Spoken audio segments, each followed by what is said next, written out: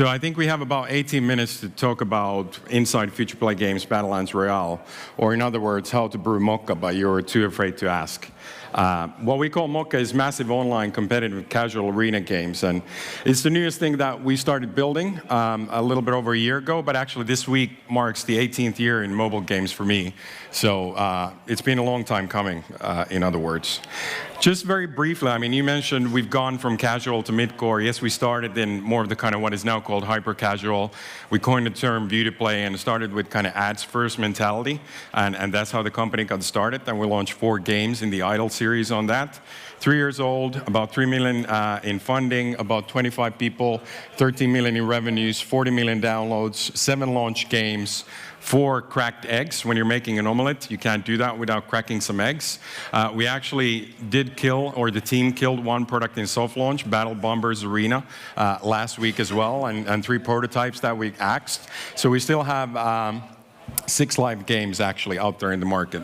And due to our ad heritage, we have a big number of ad views, 780 million, a little bit over now when I last checked. So that's us in numbers. But getting into kind of what I promised in this talk is that how do we view in terms of product strategy and how we look at the market and how do we build the company and how do we come up with the ideas for what kinds of products we want to build. So first of all, from a kind of company strategy point of view, we really wanted to build a company, not just build a game and get funding for a particular game, for example, to build a studio, but we wanted to build a company in the first place. And we also wanted to focus on doing things fast. It doesn't mean half-fast. It doesn't mean poorly. It doesn't mean with mediocre quality. It actually means doing everything with very high quality, but it means being very, very rigorous in kind of prioritizing and focusing on what you're doing. Because focus is actually the opposite of what people think. Focus is not what you are doing. Focus is not what you're not doing. It's all the things that are left out of your focus, and that demands rigor. So what we always develop to be fast is minimum awesome product. Minimum viable product is not going to cut it. If you launch a mediocre game out there, you call it a soft launch or beta, you might get some downloads, but more likely than that, you're actually going to need to pay to get users to play your game and stick around, etc. And it's not going to work in the current market like we heard in Jeremy's talk, how competitive it is. So if you're going to launch something, even if it's early on, it's got to be awesome. So we're focusing very much on making it minimally awesome. And also, one of the things that we've done, I said that we've launched 4 games in the Idle series. So we want to always launch a few similar products to learn more of the market and learn more of our own strengths and also kind of leverage production synergies and cross-promotional synergies.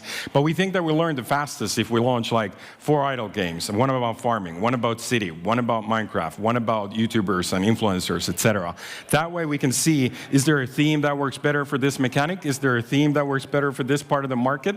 And we can see if it's a genre or part of the market where we want to stay for long, or do we want to move and try something else? And what we're always looking for is trying to really align the stars. Can we get the timing right? Where the market is moving? What is the megatrend? Or what is the hot thing next summer, next year, etc.? Can we find openings in a market that's already saturated? If it's a level playing field that's really crowded, how are we going to stick out from there? What's going to be our differentiation? How are we going to stand out from the crowd? And is it something that we actually want to build? Because if we don't want to build it, if it's an uphill battle from a motivational, inspirational point of view, it's never going to happen fast. It's never going to be good. We're never going to have fun. We're never going to laugh at the end of it, etc. It's just going to be miserable. So we're trying to align all those things. And when you're not big, all you have is your speed and your agility. So we try to do things very fast. It doesn't mean that we work ourselves to death. We don't. We actually, I don't think we even work 9 to 5. We work less than that, but that don't tell anyone. Like Chris said, it's actually between friends here, so it's not going to leave. What I have over there is something old, something new, and something blue. That's something that works for everything. I've used it for 18 years for getting married, entering Asia strategy or tech strategy and everything. You know, it always works, and it works for products beautifully as well. So we always try to look for kind of hybrid product thinking where we kind of take something old, something new, something blue. And this is an example of how we originally thought about our idle games and Futureplay games.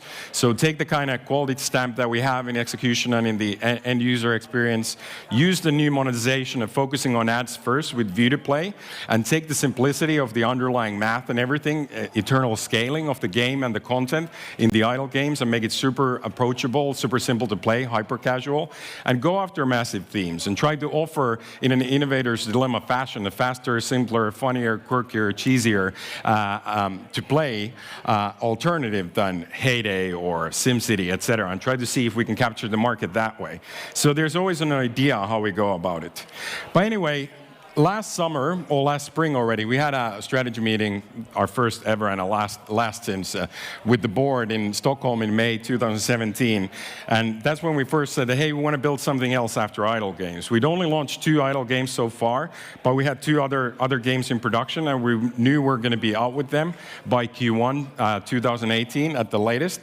So we knew that we have a very good outlook for the kind of 25 people that we had already pretty much then for this year's revenues, this year's profits, like a solid base for a company to kind of take a little bit more risk and go after something where we think there's higher retention, higher monetization, yes, more competition, or try to see where the puck is moving in an ice hockey analogy and try to go there. So we were looking for those kinds of opportunities, and we did a top-down analysis at the same time as the teams were, playing around with prototypes and playing around with tech and stuff like that. At that point, this is old data, so don't take this as a reflection of today. This is from last May.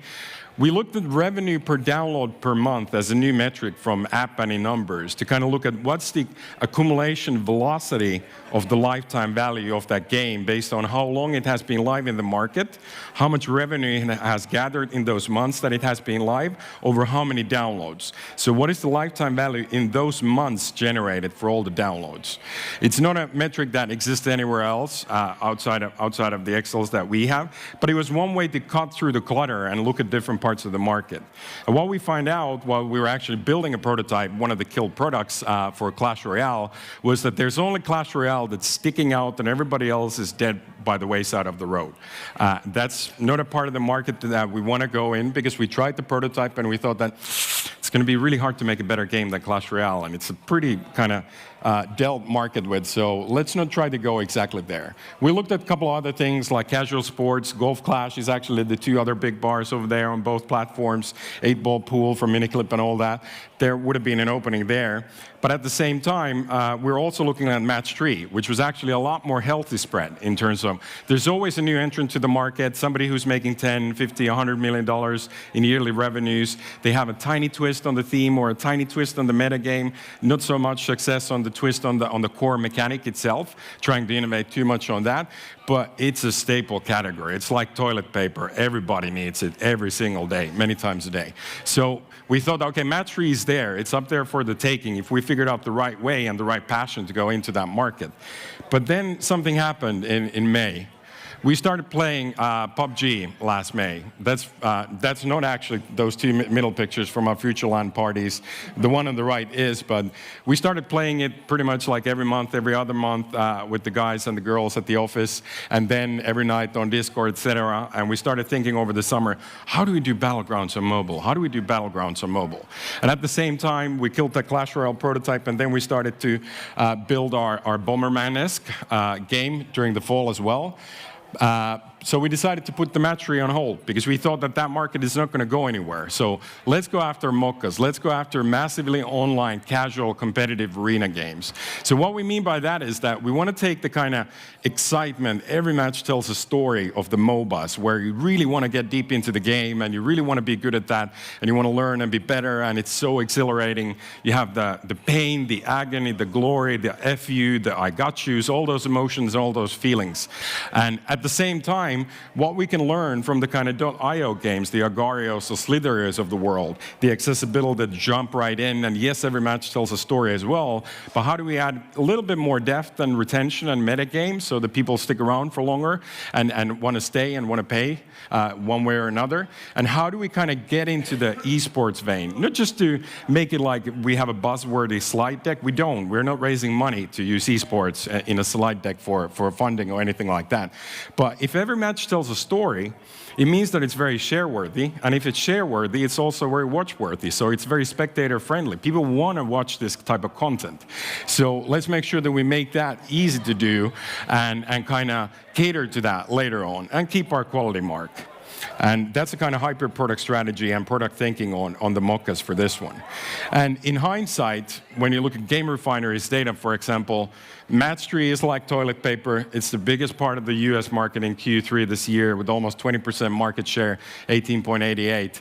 But there's a new category that didn't exist a year ago or last summer, which is called Battle Royale. So Battle Royale is there. That's why we wanted to go and go quickly, because it didn't exist yet, but we knew it's going to come. So we had our first prototype at the end of October. We showed it around. Everybody loved it. We started pre-production last December, looking at how we're going to build it, what it's going to look like, what we're going to use for the multiplayer technology, and what are we going to use for this and that on the back-end side. Actually, really 3 people only started on the 2nd of January, and 2 others joined end of January or 1st of February due to some Southeast Asia winter escapades, what they were doing in Thailand. We soft launched less than 3 months later on March 28th in Finland, Poland, and Ukraine, and then we added up more countries for the next 3 months. And we scaled the team to 8 in May, once we were already like 2 months in soft launch at that point. And we did like bi-weekly soft launch updates, really trying to kind of add to the core more guns, more features, adding armor, etc., and all kinds of UI things, and adding on the monetization side. And we went live a little bit less than 6 months from starting officially the project on both platforms on June 28th. So I'm just going to show you very briefly what the first prototype looked like. This is not from a phone, this is from the editor, but it was exactly the same on the phone. Just imagine, you know, only kind of part of it cut out. So very kind of similar in terms of what is the field of vision and how much we see at the same time on the screen. Obviously a little bit more clunky to play with the mouse and choose the player at this point and everything.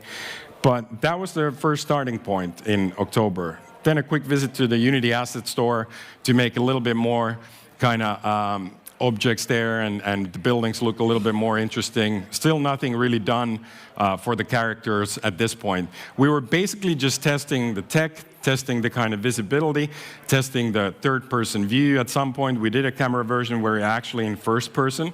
But one of the things that we decided early on, what was the whole point of this kind of game, was that we want to go third person to make it more fitting for the mobile screen, so that you can kind of it's more about pacing and placement rather than accurate controls on 3 dimensions with the twin sticks for shooting like it is in first-person shooters. This is more tactical and more strategic in terms of, do you go into the fight, or do you go unstuck up? Do you avoid the fight, or do you want to be the third man going into the fight, so you wait that one gets killed first, etc. So there's more of that in game when you see more of the scene at the same time, and you kind of see ahead more than you do in a first-person view. Then there was some visual development. We tried a lot of different kind of styles for the characters and for the environments, and we tried to kind of stay as clean and simple as possible so that we don't overcomplicate the readability of the game. But we tried a lot of different characters because we were thinking that we want these characters to be cool enough so that they could be, you know, like plushie toys or statues, or kind of portray some of the kind of more stereotypical pop culture memes or characters from other universes and stuff like that. But we're trying very kind of unique designs as well.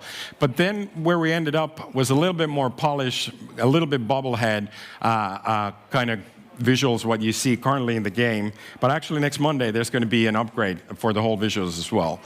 Production, I'm not going to go into a lot of details about that. Super simple, 1-week sprints, build after every week. Everybody does their own shit and takes care of themselves. Very senior team. I didn't have to do anything. I was just looking at the builds every week and laughing my way all until midsummer, because it was so, I've never seen such a smooth production. And I think one of the things that is not mentioned there, but I think we had this conversation with one of the lead developers, Mika, at one point, that what really helped a lot was that we had a prototype that made it super clear what we want to do based on that prototype. We didn't need a lot of design documents or anything, because the prototype told everybody exactly what we want to get out of the final game. But the minimum awesome launch plan, what we went out with on June 28th this year, it had the metagame with the Battle Pass. We had a lot of content in there, kind of the basic stuff, what you expect in a skins economy, like what Fortnite has. But at the same time, we knew that it's really a minimum awesome launch plan. It's not the full launch plan. A lot of companies wouldn't have launched the game where it is, but we think it's actually better to go out early. And here's the reason, because I've been involved in about maybe somewhere between 250 games over the 18 years that we've launched. And you never know. You can just never know. It doesn't matter if you're 2 years in soft launch or 6 months or 2 days. It might be different when you go global. And that's happened quite a few times. And I'm sure there's people in the room where your soft launch metrics, your beta metrics are not actually kind of representative of full launch or global launch. And this kind of game, what is kind of Battle Royale on mobile? We didn't really know. So we wanted to really kind of develop it together with the community and really kind of get out there as early as possible and take a hit in some respects with the golden cohorts, knowing that we don't have a lot of social features. We don't have clans or squads for 4 people and all the kinds of stuff and bells and whistles that people are expecting from the bigger Battle Royales now also on mobile. But we wanted to get out early and based our kind of future product thinking and direction on actual data and actual community and actual kind of feedback, what's happening there. So far, it's pretty good. We have about 11 million downloads since the launch. There's about 5 million battles started every day, about 10 battles per player. And what we didn't expect, well, we kind of knew that it's going to work to our favor, that we go after the hot genre of brawlers or Battle Royale on mobile that is not oversaturated yet. But we haven't done a lot of paid user acquisition, but we do it every day at small scale, like a couple hundred to a couple of $1,000 a day, stuff like that. But for every player we acquire, we get 4,000 players organically on top of that. So there's a lot of players who want to play this type of game. And we've seen the same thing on the social side as well. We have this own Battlelands Royale Creator Club, which the YouTubers, the influencers that are there, they have over 13 million subscribers, 500,000 active followers over the different social channels. We got 60,000 people on our Discord server talking about the game and setting up their own clans and own servers and own voice chats and stuff like that. A lot of uptick in our own official channels. And we've got a lot of fans tuning into our live streams that we host with the development team from time to time to do different challenges and play around with some of the community. And we've also kind of extended our team into the community. So we have 30 volunteer moderators who help us actually regulate and answer and foster the communication and conversation over the different platforms, whether it's Reddit, Discord, or Facebook for now. And it is very male for now, but it's actually been growing on the female side. It's about 80% male over the whole lifetime that we've been live over both platforms. USA is our biggest market. About 20% of daily sessions over there. And 62% of all players are in the kind of hardcore gamer male category of 18 to 34 years old. And yes, these gamers want to play the coolest, newest things, etc. So they're very trend-driven. So young, trendy, gamer-oriented audience.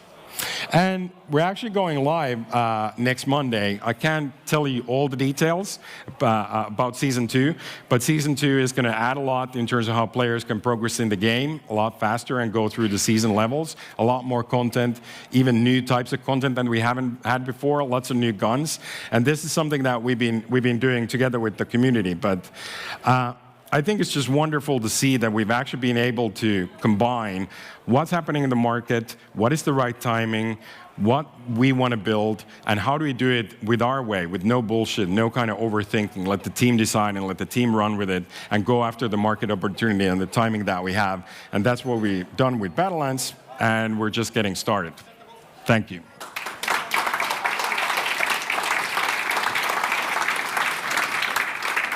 Any questions?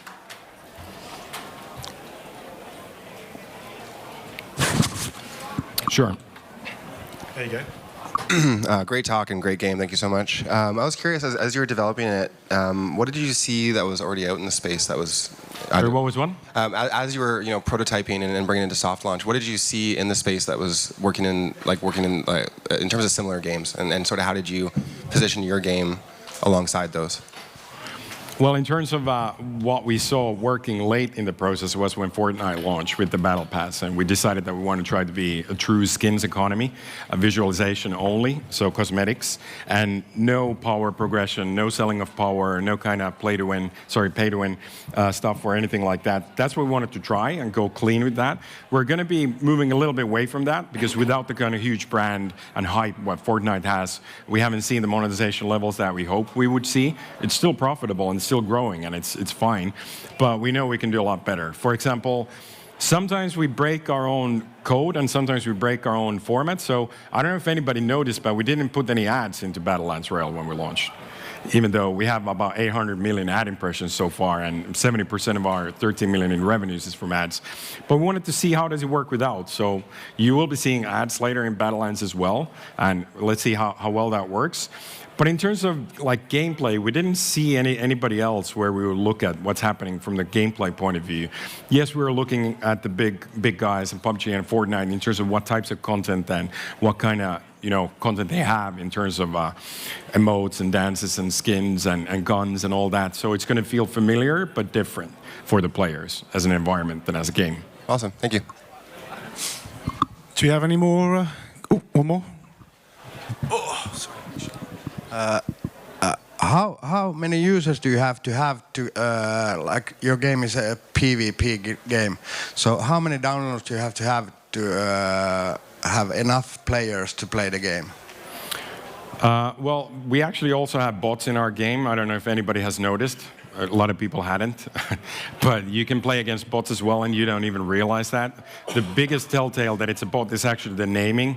The bots can be told away from the names. But in terms of, like in soft launch, we thought that we need at least like 20,000 downloads and maybe 1,000 a day or something like that, so that we can have enough concurrent players to really kind of test the kind of simultaneous gameplay with the server rooms to see that is the network messaging number too high, what is the kind of situation in terms of lag, or is there going to be any kind of lost packages or whatever. I think we were looking like 20,000 downloads, what we needed initially to get like a single market going and test it there. But what ended up happening was that we had a lot of downloads in all the markets where we went live in Google Early Access on Google Play and later iOS as well.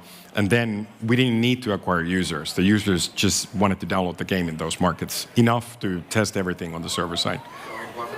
It wasn't a problem. We thought initially it was a problem. Our lead developer said that we can never develop a game like this. We need to spend so much money buying the users. And I said, well, we'll cross that bridge when we get there. Let's just do it.